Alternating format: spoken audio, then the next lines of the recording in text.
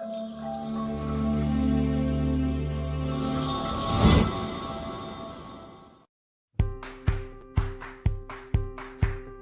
future is a beautiful thing. Anything is possible. And with the right partner by your side, the global economy is yours for the taking. That partner, fearless, forward-thinking supply chain partner, is everything. That partner is BluJay Solutions. Your future is waiting.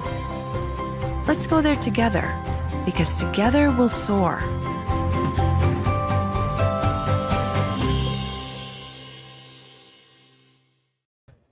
Hello, everyone, and welcome to a very special live stream today.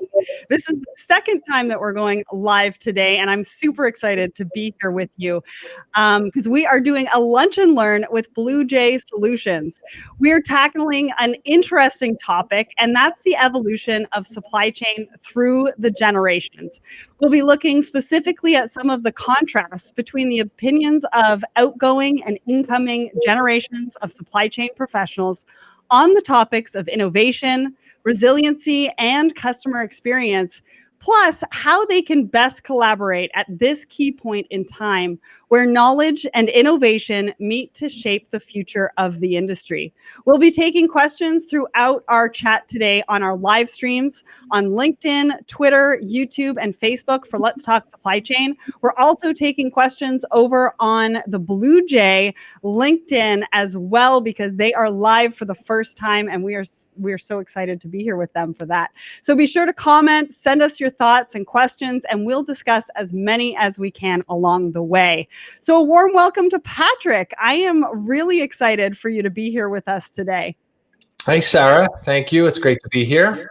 Yeah, so why don't we kick things off? Why don't you introduce yourself? Tell us who you are and what you do over at BluJay. Excellent.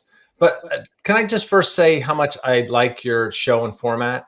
Oh, thank you. Yeah, I mean, there's like a new generation of these media channels like yours that are, unique and fun and really informative. I've been watching your show for a while, and I love it. I love it.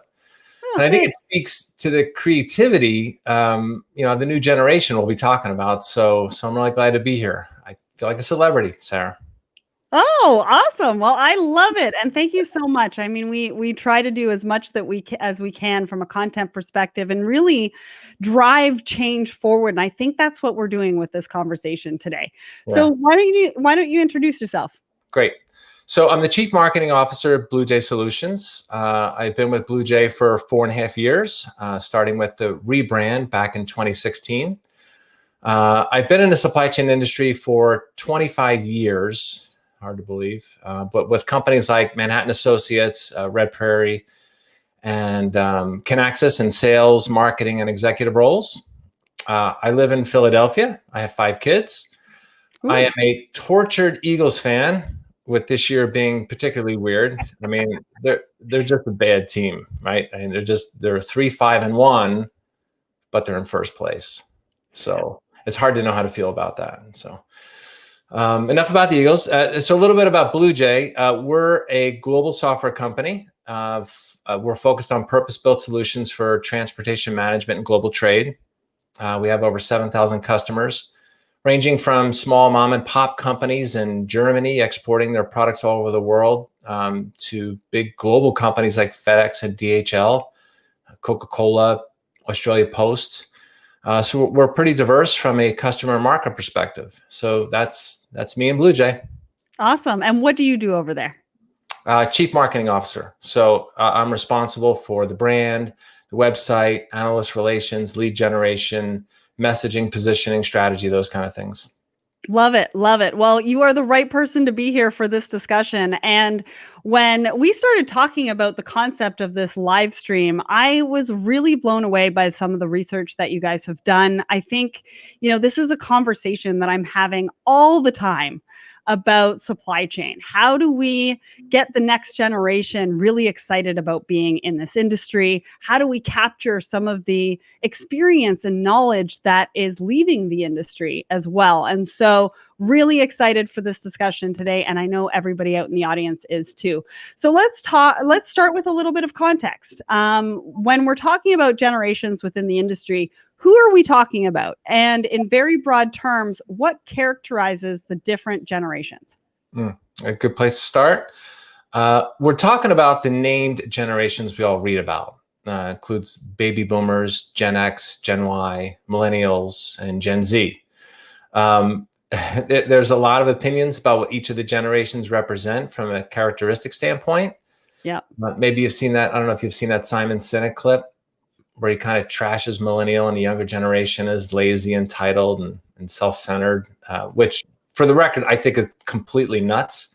I'm a huge fan of the younger generation. I admire them. I think they're, in many ways, are more mature than earlier generations for their ages. But there are lots of stereotypes about generations. But what we found really in the report was it was really chronological age that seemed to be the biggest factor. In other words, the older they were, the least they wanted to advocate for change. And the younger you were, the more ambitious and aggressive you were about change. So that dynamic really, really played out across the research. Yeah, and I think it's so true, right? Like this is an industry that is bound by tradition and traditional ways of thinking. And honestly, the generations before us have really paved a way for us to be where we are in this industry today. And I don't think that, we can forget that, obviously, but eventually things need to change. And we do need to embrace more innovation. We do need to embrace what the perspectives are from the next generation and what that looks like for them. How do they want to work? How do they want to be in the industry? How do they see the industry from the outside looking in before they even get here? Yeah, exactly. This is the third year we've done the research. And this is the first year we added the generational question in. So we had a number of different perspectives and viewpoints on how supply chain executives around the world were thinking about customer experience and cost and innovation and those kind of things. But this is the first year we added the generational question into it, and all kinds of really interesting dynamics played out that just didn't show up before because we didn't carve it out this way. I love that. I love that. And it's so true. If we're not asking the question, we're really not going to know the answer and how to push forward with that. So in a lot of ways, we have the new generation actually opposing the old in a way they want to drive the industry forward. We have the older generation, careful planners, risk averse, and then we have the younger generation who are more willing to take a risk, innovating and driving through emerging technologies, right? I mean, why do you think the industry has evolved that way, and which is the right path for the future? Or maybe it's a combination. Exactly. I think good organizations have a mix, a good combination. One of my favorite stories of all time was selling enterprise software back in the .com days. We were selling to an online retailer. You might remember etoys.com. I don't know if you remember. Do you remember them? Yeah. Yeah. And in those days, companies were making unbelievably fast decisions, like choosing enterprise software in a few days, like after seeing demos only. I mean, just no due diligence, no risk assessment. And I don't know if you remember, they called it internet time, like making decisions in internet time, which to me is really funny now because, we were all on dial-up back then, like, 56. Oh, I remember that. Internet time. And the big chunky computers. Oh, yeah. And I mean, even until, I don't know, probably 10 or 15 years ago, I was still using a typewriter to type out checks. Yeah. And the fax machine. Yeah, right. But it was internet time. We had to make decisions fast. And Yeah. I was in a room with a group of decision makers for eToys. I would think I was in my late 20s. And I am confident I was the oldest person in that room. The group had big plans for the future.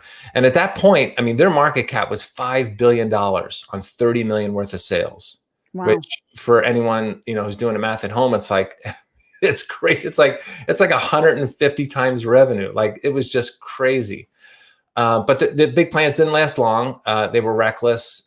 These guys probably could have used some gray hair and experience in that room. And honestly, I think the oldest person in the room was 25 years old. They went through $150 million trying to build the next gen supply chain. Wow. So to answer the question, I think good companies have a mix of people, age regardless, that bring qualities that create healthy debate and discussion among team members. So one area we've seen this really play out is sustainability. If you look at the research, you see at scrolling at some point, but supplychainresearch.info, you'll see a lot of really interesting things as you kind of carve up the data. But one area where we saw this really play out is sustainability. We saw something we didn't see before in the previous 2 years, which is a real spike in interest for sustainability initiatives. Millennials and Gen Z were 4 times more likely to be focused on sustainability than their older counterparts. So it's cool. So we have our own sustainability initiative going on at BluJay, and it also is being largely led by our younger generations. So yeah. Well, and sustainability is a huge thing for the next generation. I mean, it's not something that we've traditionally spoken about in supply chain. I mean, it's really only come up, in the last couple of years, let's be honest with that. I think, they're also looking for more flexibility. And what has the last 6 months really shown us? It's shown us that we can work from home, that we can be more productive from home, and that we can be more flexible with some of those schedules and some of the things that we're doing in this industry. Because I know I was having conversations just 2 years ago or even a year ago with people saying work from home. No, absolutely not. Yeah. And here I am. I'm broadcasting right from my shed. So when school's all shut down and I have 5 kids and they were all home doing virtual learning, we had to figure out a way. You had to be adaptable, resilient, and flexible. And I finished off was literally a storage shed, so I could get some quiet and a place to go and get work done. So yeah. Well, and I also think other supply chain professionals, right, now that we've seen that we can work from home, are also looking for that flexible lifestyle as well. Sure. And COVID's really brought that to light at the end of the day, because I was talking to a couple that the wife has to work from Monday to Wednesday. He works from Thursday to Sunday so that they can do the childcare and the online learning and all that kind of stuff. And so we're really seeing a huge shift in that. And I think that's going to be part of the key, obviously, to attracting new talent, but also having some resolution from the traditional ways of doing things and the traditional ways of thinking, of bringing everybody together and be like, maybe we can be more flexible, right? We don't have to be so rigid about having everybody in the office. Yeah, for sure. So, we talk a lot about the importance of technology and increasing efficiency, but it's not important to neglect that core industry knowledge, the real ground up stuff, like the people who have been in this industry. I mean, you and I have been, I think, in the industry just as long, because I've been in the industry for over 2 decades. I'm probably close to 25 years. But, if all of the older generation are retired, partying on their yachts, maybe, and there's a technology failure or something, would the younger generation know how to move forward without it? How do we capture that tribal knowledge from the older generation and keep it safe for the future? Yeah, good question. I mean, first, I think you're right. Technology gets a lot of the press and headlines, but it's really all about people, right? Always has been. One of the things we did as part of the research this year was conduct interviews with people that volunteered to share more. And we learned a lot. There was just a real desire for engagement. But the thing that struck me almost every time they talked about the challenges of COVID, they didn't reference, they didn't really talk about their technology. They talked about the people. They talked about the teams, their partners. The human connection is still the most important part. So I think the answer, I think it's 2 things. First, an organization structure that allows for free flow of knowledge across teams. So no silos. In the report, you'll see one of the biggest obstacles to success that respondents cited was their organization was too siloed. And that really prevents them from being more innovative and driving better customer experiences. And on the second piece, I think it's on an executive team to make sure their organization is always diverse. And it's not just a mix of age, which is experience, but it's, it's gender, it's culture, it's race as well. You need to recognize when your team is too old or too homogeneous. Each of those groups bring different perspectives and, help create a more creative and well-rounded organization. Yeah. And that's what the next generation is really looking for. But I think, I think what we're talking about here as well is really capturing that knowledge, right? Mhm. Like how are we going to grab that knowledge before they're gone for us to really put that into perspective? And one of like the title of this is collaboration is key, right? And so do we as organizations need to bring the stakeholders together, the next generation in the company with the older generation in the company? Do we create, ways for them to communicate and have those conversations? What does that look like? For us at BluJay, it's about scale, right? Because you're right. I mean, you can't be in a place where you're assuming so much risk that your knowledge is leaving and it can't be replaced. I mean, that is from an intellectual property company like a software company, that is absolutely critical. I mean, it's one of the Yeah. top things we need to make sure of. And that is, again, making sure that there is a good mix of people, and then that the processes internally allow for capture of information, allow for what happened and why were decisions made 15 years ago. Why did we put a server in this location, and why did we set something up like this? Why did we set files up like that? And to make sure that that is captured, because time flies and you blink and 10 years go by and generations are tired and people are trying to figure out why decisions are made. So it's about the structure and the processes that that you have that help you scale, and that is super, super important. Well, and I think the one word here should be intention, right? I think as organizations and businesses, as we take a look at who our team members are and what's going to happen in the next 5 years or so, it's about being intentional, about capturing that knowledge, transferring that knowledge, making sure that everybody is on the same page and learning from each other. Hmm. Yep. And I think that speaks to the silos, right, of breaking down organizations and making sure that, that sales and marketing and manufacturing and supply chain and finance are all connected, and make sure there's cross-functional teams that understand, because these processes today are very, very complex. One of the things we'll probably get to later is these multi-company workflows, right? They're not just multi-department workflows, they're multi-company workflows. So you're Yeah. not only sharing information within your department, but across departments, but within your connected and orchestrated supply chain.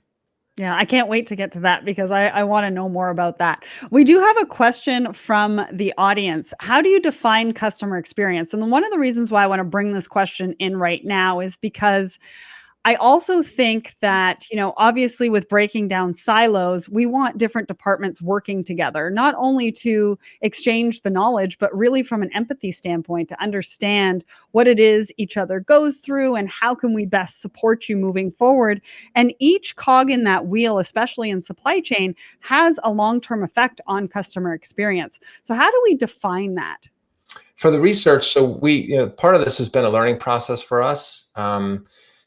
Early on in the research, we didn't define it very tightly. So we kind of let our respondents kind of define it, because everyone Okay. defines it slightly differently. But we've Yeah. settled on, and I'll just read it to you just so we have it. But we've defined it in the research as the sum totality of how customers engage with your company and brand, not just in a snapshot in time, but throughout the entire arc of being a customer. So it's very broad. It allows for a broad interpretation of what customer experience is. Some people would say it's, on time in full, right? Or delivered on time in full. So those kind of metrics are certainly a part of customer experience, Yeah. but we want it to be a reflection of a broader effort of not just supply chain.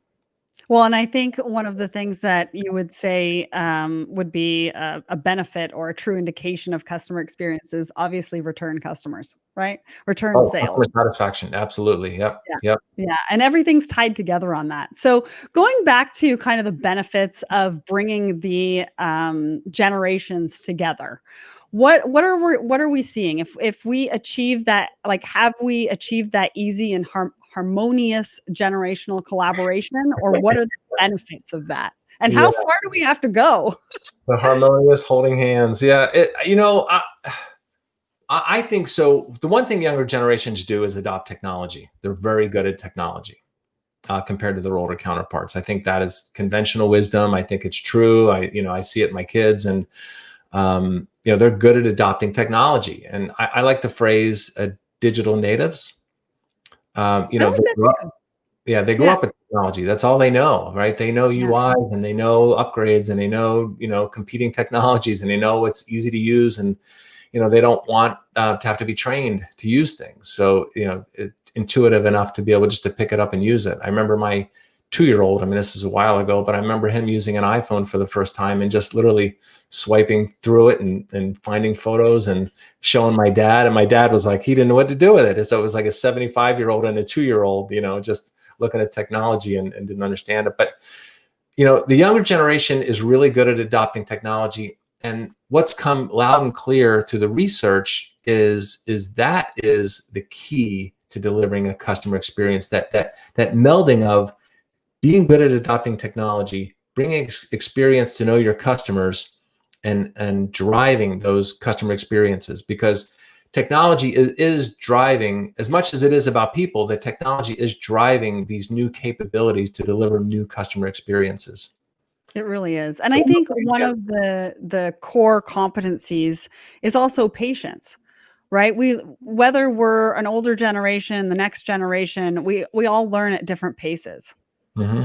And I think when we come together and we collaborate and we do some information sharing and some knowledge sharing, we do have to learn some patience and some empathy. And I think that's really going to be also a really key benefit to all of this. I mean, as a soft skill, right? Absolutely. Yep. Yep. The bringing together of those groups, and again, not just ages, right? So it's gender and culture, and a really diverse organization does bring more empathy. Yeah, yeah, and so I think, the collaboration between the generations are just gonna bring so many benefits to each organization if we're doing it well and we're intentional about it, because these things aren't just gonna happen organically, right? We have to put some measures in place. We have to put some, some things, some processes in place to be able to do that. Can you talk a little bit about some of those processes that you came across in the research?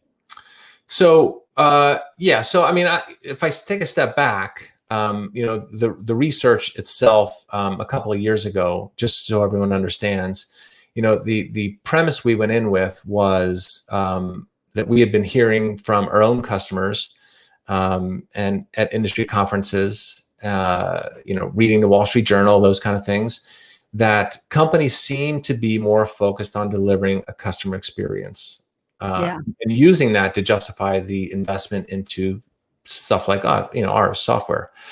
So we were fascinated by that. We wanted to know how prevalent it was. How far had it gone, right? What did this really mean? Was this early? Was it mid? Was it, where were we in it? So we decided, let's do some research on it. Let's really understand it.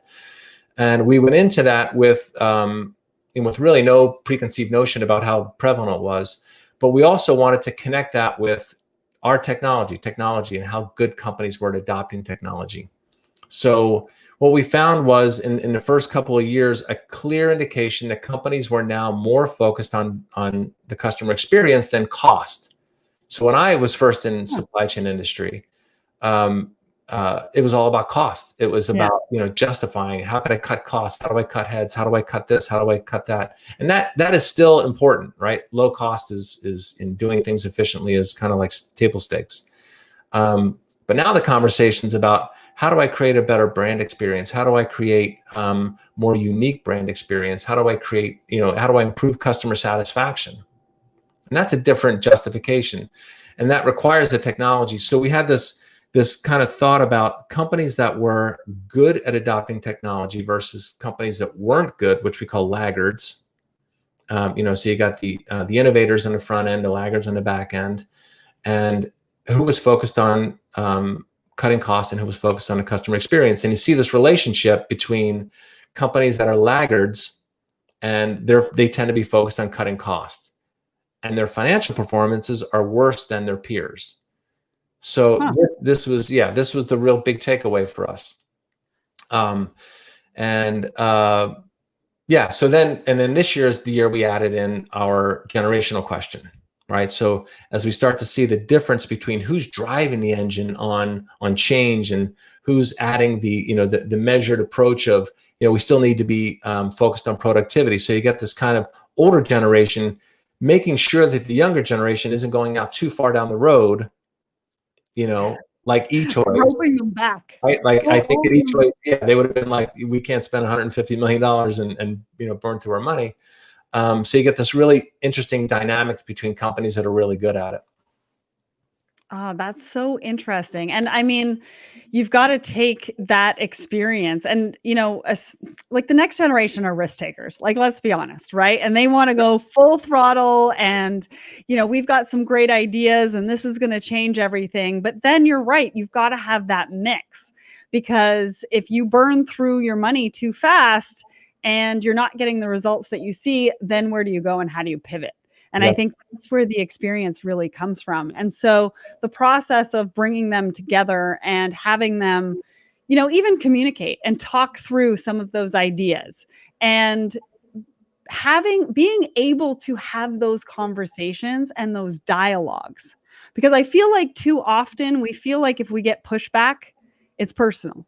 It's not personal. We have to have that communication and that dialogue to really dive in deep to something and make sure that it's going to work and have the perspectives of the older generation. And if they do ask a question, answer it and be like, this is why we want to do that, because it's going to solve x x x x. And I think through the processes that you're talking about, and I'm so glad you did the research, just so the audience knows, we do have that link in the comments if you wanted to go there and check out the research as well. But I think that that's another key important collaborative opportunity here is fine-tuning that communication, because too often these days it's done over Zoom or it's done over technology and we're losing some of that in-person experience and that in-person dialogue. And so we do have to understand a little bit more about how we can communicate and how we can have those healthy debates to make sure that something's going to work.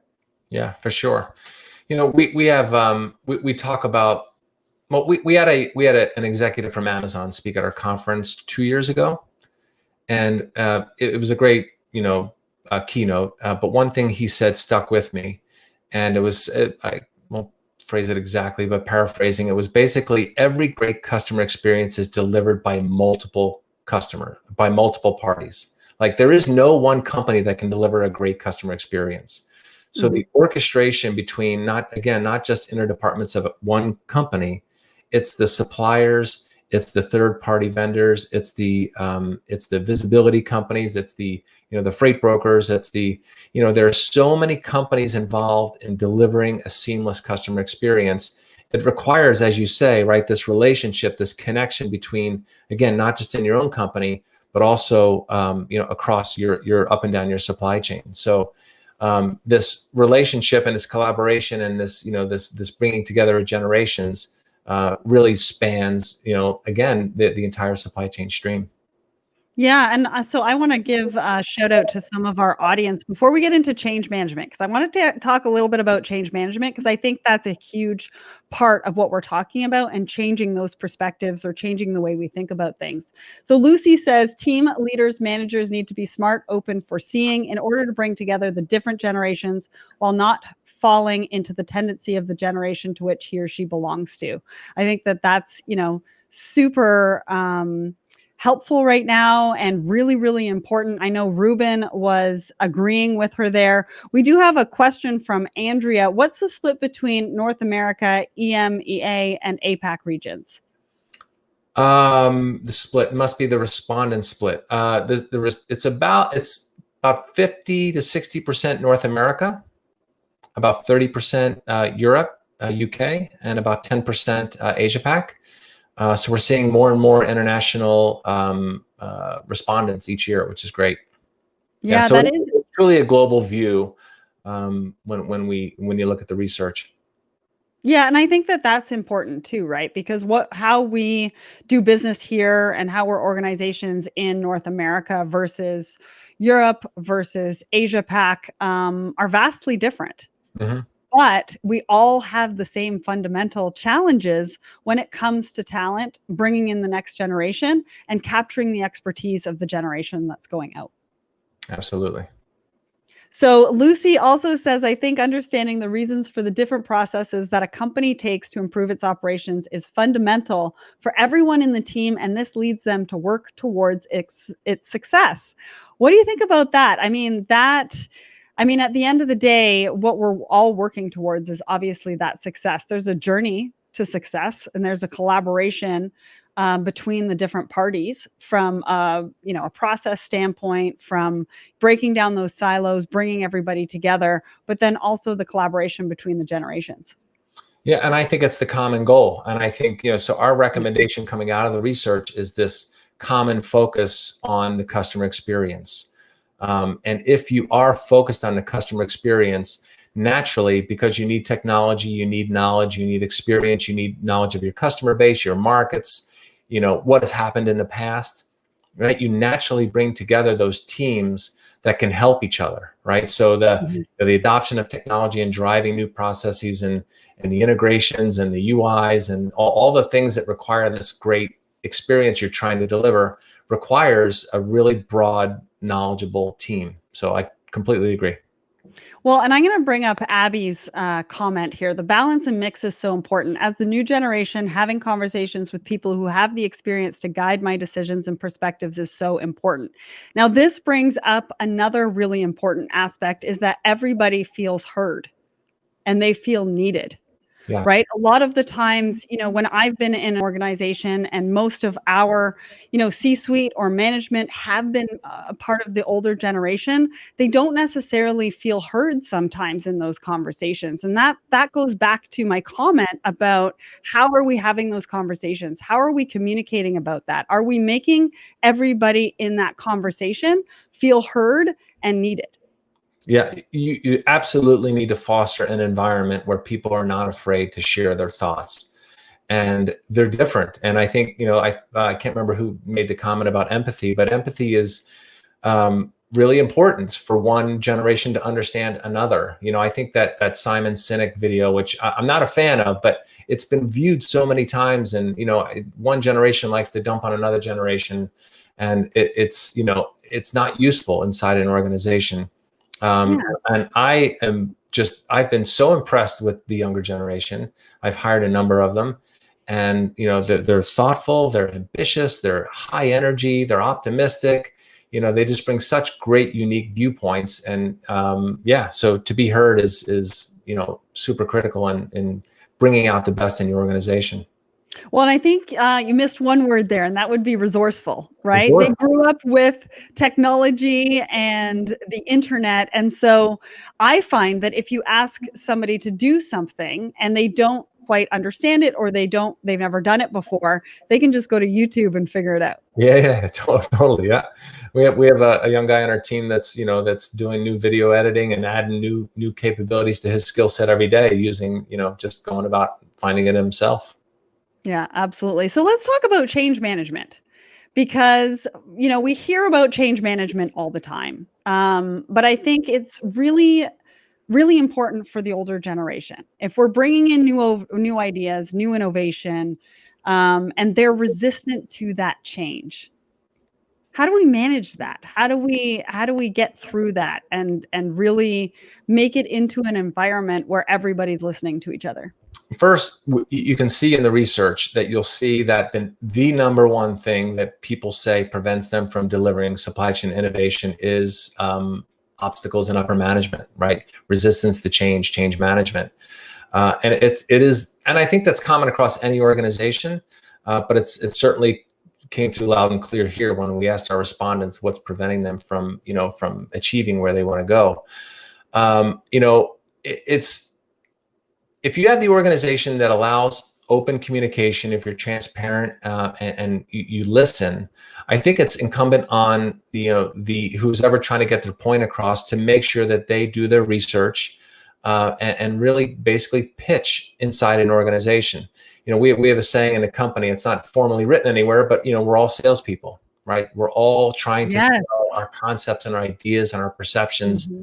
And so to get good at selling your perception is being able to put it down onto a paper, and whether it's written in written form. Our CEO likes to have written, multiple page, prose and copy, real prose and copy, as opposed to just slides. But I think it's coming up with diagrams and images to sell concepts, and socializing ideas, and building a network inside of people that you trust, that are creative, that you like to bounce ideas off of.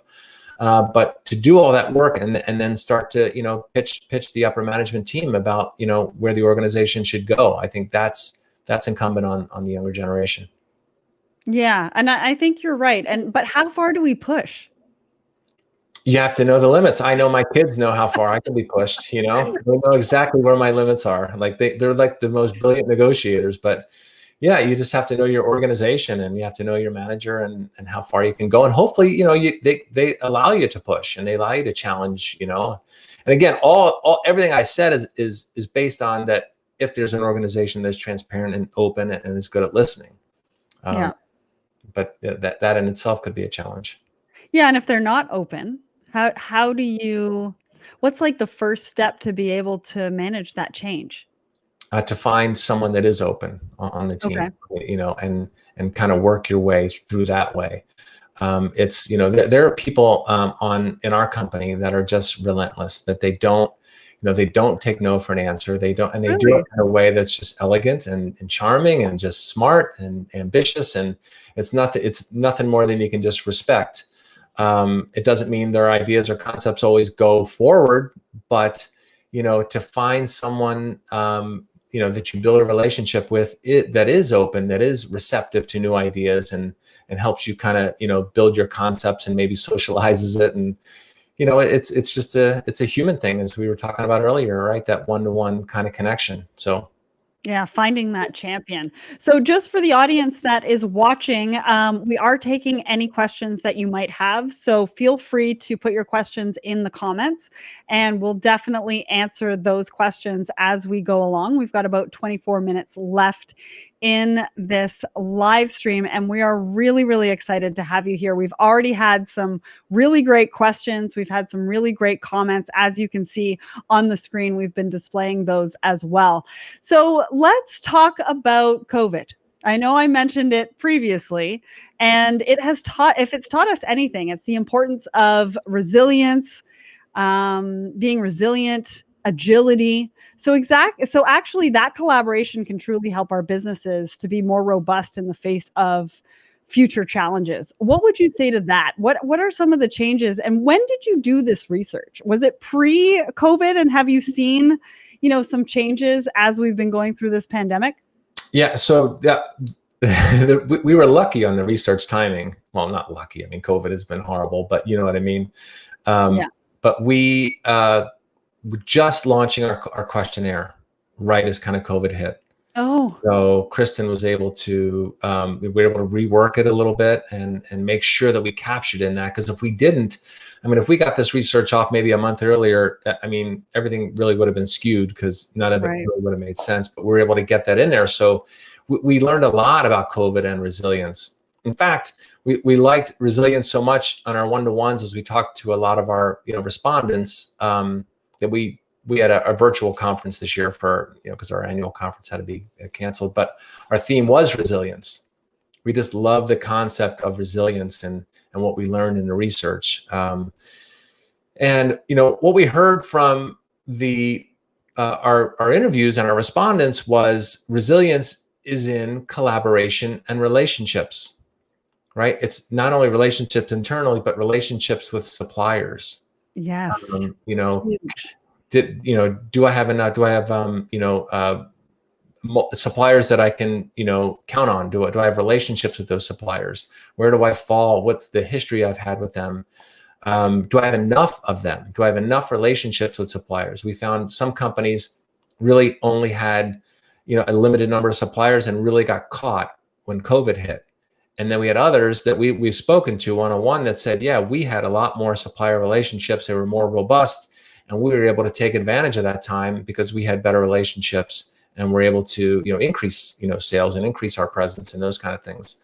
But yeah, the collaboration piece was and the connection to suppliers was number one when it came to resilience.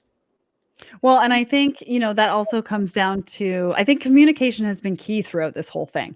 right? For When sure. we're talking about collaboration between different generations, when we're talking about collaboration between suppliers and buyers, especially during this time, talking about payment terms and different things like that to make sure everybody is thriving.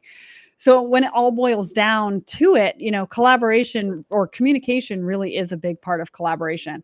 So I have a question here from Chris with Stanley. Was there an obvious split in age groups in what you saw as main barriers to innovation in their business? Wait, say that again. Where's this? I Was don't. there an obvious split in age groups in what they were seeing as main barriers to innovation in businesses, I guess, when you were doing the research?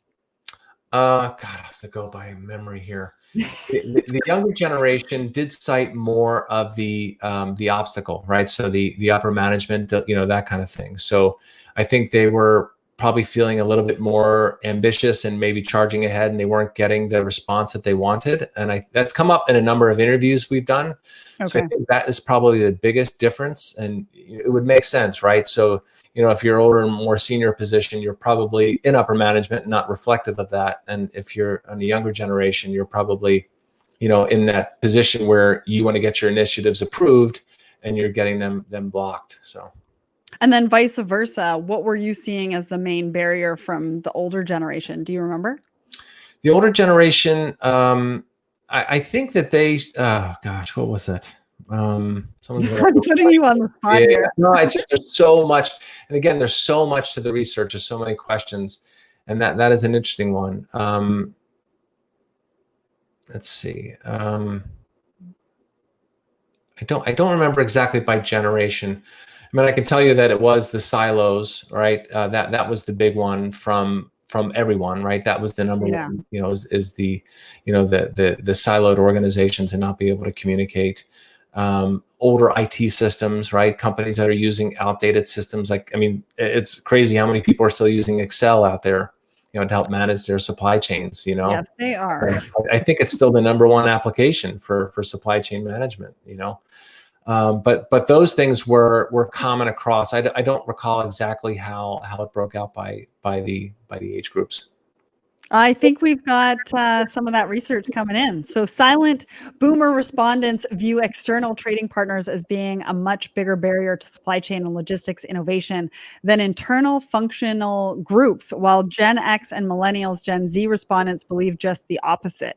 And also the younger generation, the more they viewed siloed systems and or processes as a top barrier to innovation. Thank you, Kristen.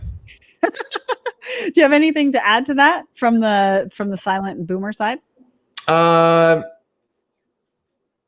Well, the trading partners, again, that goes to the resilience, right? That trading partners, and that was not only just in the relationships, but it was also the connection. So we've dug into things like data quality, how important data quality is between trading partners. That's a big one. Huge. And it's those kind of nuts and bolts tactical things that make relationships more effective, and more robust and more resilient. And what you saw then is companies that were, again, not good at adopting technology, had bad data.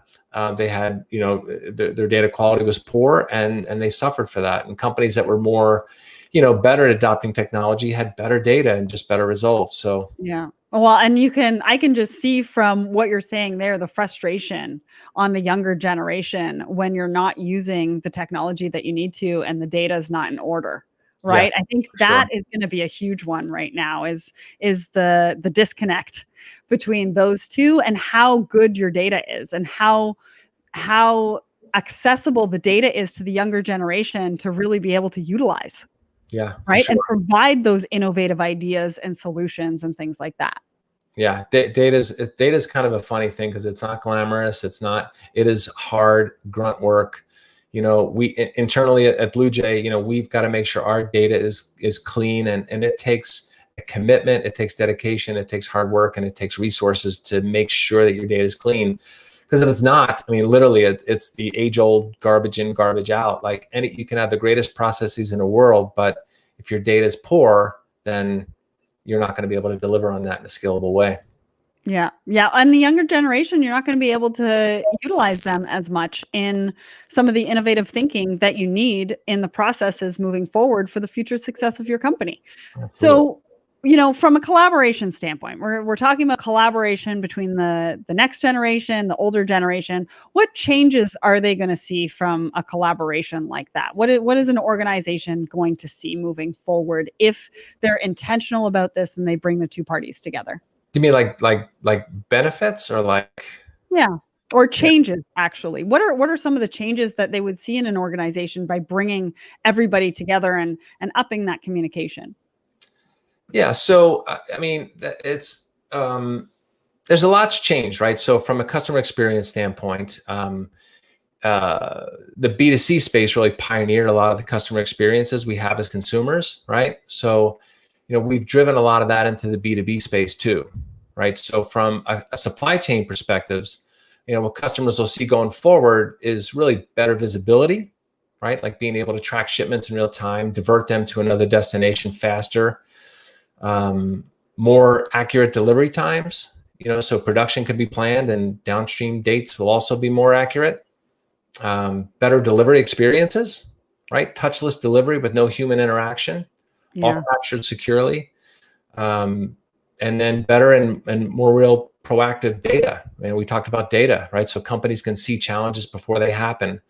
Like machine learning and AI is something that the younger generation wants to adopt faster.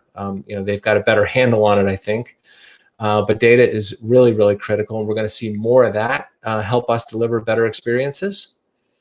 Faster network connections, getting your network connected faster so companies can find capacity, like during peak times to, prevent delays and that kind of thing. And then finally, the age old, less out of stocks, like that's an age old supply chain problem of reducing stock out. So all of those things are coming. And these are the things that our respondents and our customers are driving. Yeah, and like you were saying, I mean, those are the changes that we're going to see from the traditional thinking of just focusing on costs, right? What's our bottom line here? And what does that look like versus, how can we innovate to help with customer experience and drive proactive thinking versus being reactive, which, in this industry we've traditionally been. Yep. Personalization is another area. Personalizing a delivery experience, personalizing your interaction with a brand. And again, that connects to, that is such a spider web of really intricate things that need to happen in order to make that work. Data being one of them, right? So personalizing to making sure what dynamic they belong to, what persona, what are they interested in, all the things that companies care about, at a personalized level for customers. So. Yeah, and you talked about sustainability earlier. What about packaging? Like minimizing the packaging, reusing the packaging, Yeah. right? Yep. And in our case, we help companies reduce miles driven. We help them consolidate loads. That's all sustainable. And so, yeah, that again, that's becoming more and more important. And this, we're seeing those green shoots, so to speak, in sustainability when we carve it out by the younger generation. As you said a couple of years ago, that no one really talked that much about it, but we're seeing, that this generation is going to care about it, and they're going to start driving more and more around sustainability. Absolutely. So Christine, actually, before I go to Christine, Jeff says total cost of ownership versus piece price is key to running a successful supply chain in today's world. I would absolutely agree with that. And now Christine says, I would love to know of the people that you have that are so persistent and have the highest success rate to achieve wins, quote unquote.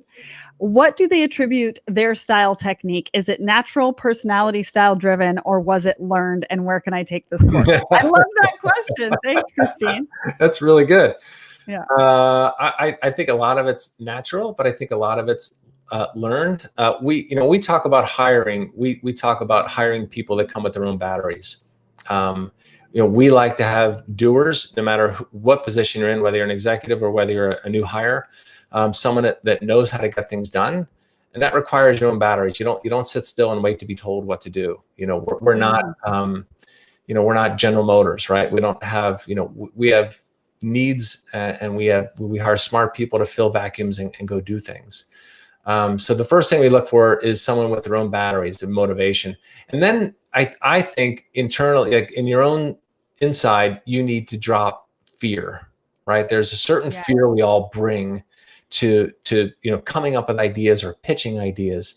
And if that's part of what could be holding you back, what I see in people that are, as I described earlier, is this fearless nature of they're just going to charge in and do it. They might not know everything.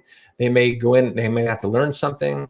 But you see this fearless nature in them, and to drop the fear of being rejected or thinking you might look foolish is I think the biggest key to that personality trait. Yeah, and I think when Christine, you talk about the course, I think really you need to go to that link. AJ, can you post that link in the comments for that website that they can go to for the research? There we go. Article and comments. Go there, because as far as the course, that's the information that we're providing.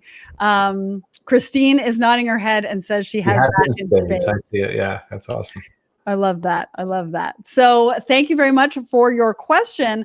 And before we get to tangible takeaways, which we are going to be posting as we go into the last 10 minutes of this live stream, finally, how are BluJay Solutions going to be helping to facilitate and drive this multi-generational collaboration in the future? And maybe, what do you have as tangible takeaways for people watching this today of how you've done it? Maybe mistakes that you've made, or maybe successes that you've had that they can learn from.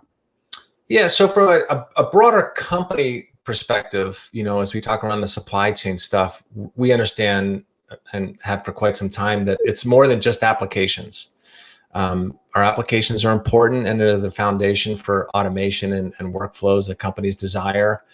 But we think the real value going forward are things we talked a lot about, and that's collaboration and data. And we think of them, and we think of our platform in those terms. We combine our applications with our network, which is the largest supply chain network in the world. And it's the network effect that helps companies get better visibility and do all the things we talked about, right? Get more access to capacity and, service their customers better, and understand how they perform with regards to costs.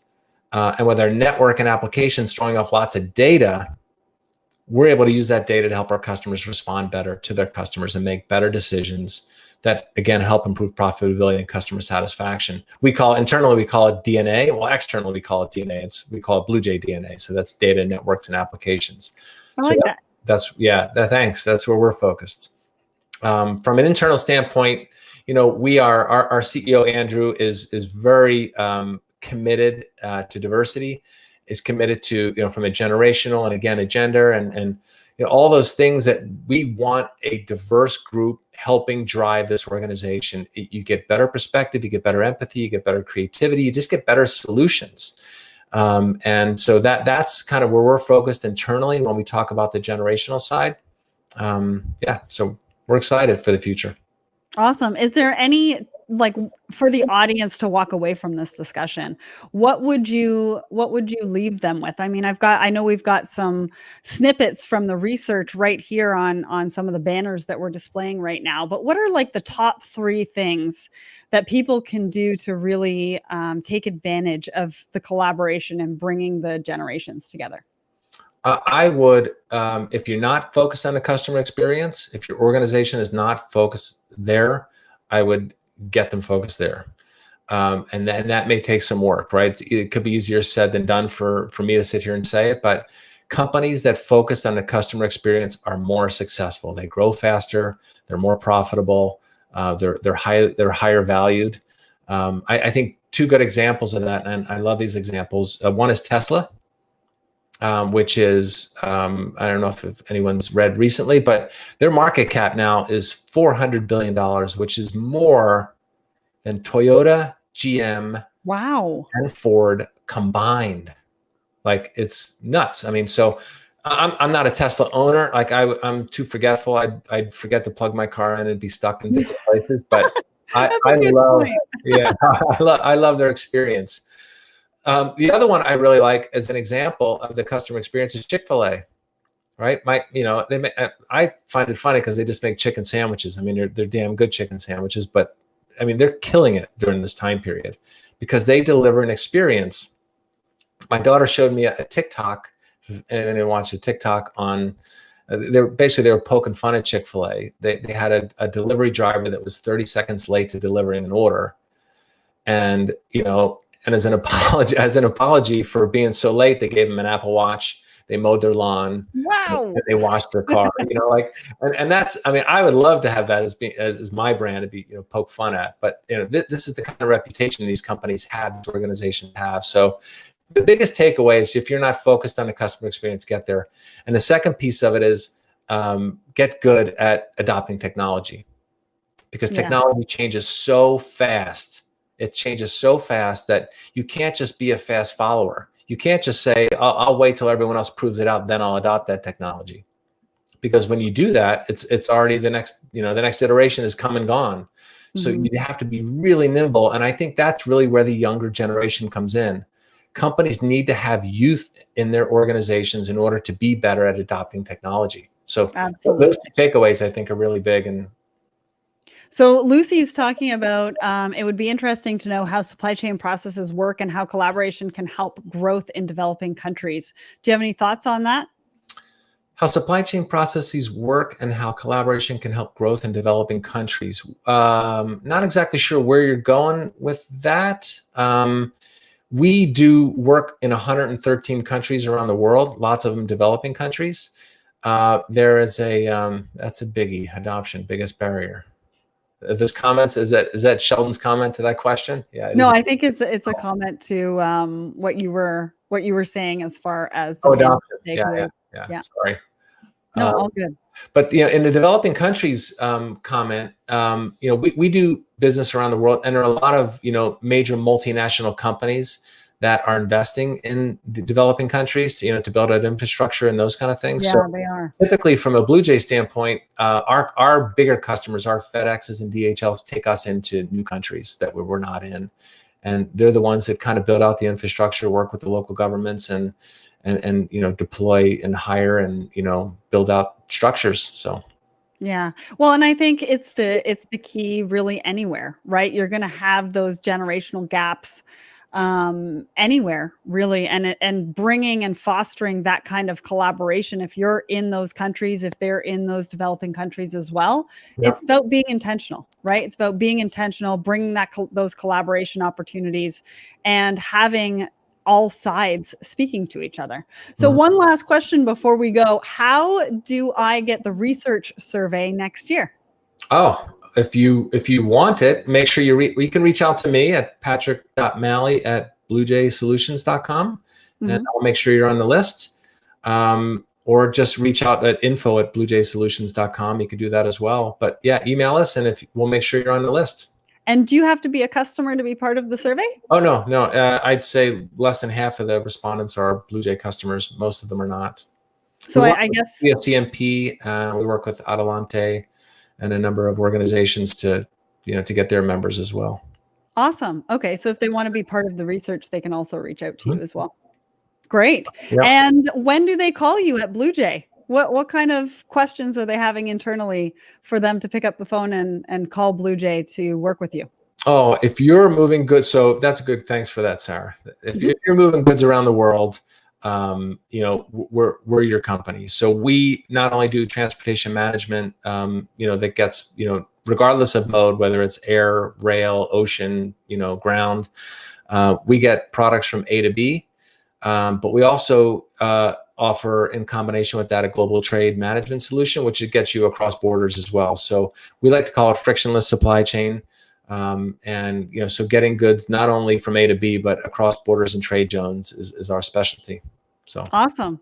Well, I want to thank everybody who weighed in on the conversation today, who was part of the conversation in the audience over on our Facebook, LinkedIn, YouTube, Twitter, as well as over on the BluJay LinkedIn. I am very excited to be part of your first LinkedIn Live, and I know you guys are going to do great and amazing things. So thank you so much, Patrick, for joining me today.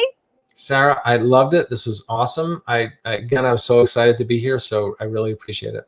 Yeah, I loved getting into that discussion. I mean, I actually don't think it's something that's talked about as much as it should be. I So, to agree. all the listeners, if you enjoyed that, don't forget to let me know and we can do a deeper dive in another show. Also, make sure to go and check out that research. Check out BluJaySolutions.com about how they can help your business. Head over to their website, hear more about their what they're doing over there and how they can help you. Thanks so much, everybody. Hope you enjoy the rest of your day. Thanks. The future is a beautiful thing. Anything is possible. And with the right partner by your side, the global economy is yours for the taking. That partner, fearless, forward-thinking supply chain partner, is everything. That partner is BluJay Solutions. Your future is waiting. Let's go there together, because together we'll soar.